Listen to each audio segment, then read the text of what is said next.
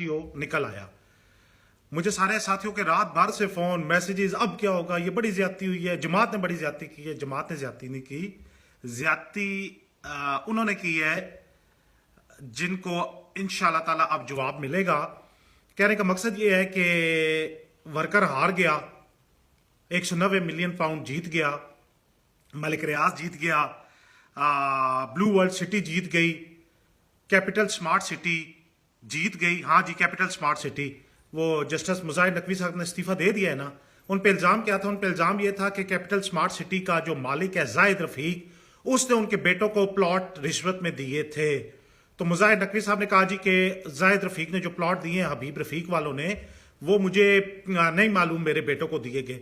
तो वो जाहिद रफीक पीपी 11 में जाहिद रफीक का जो कब्जों का इंचार्ज है, डायरेक्टर लैंड है, पीपी 11 में उसको टिकट दे दिया गया।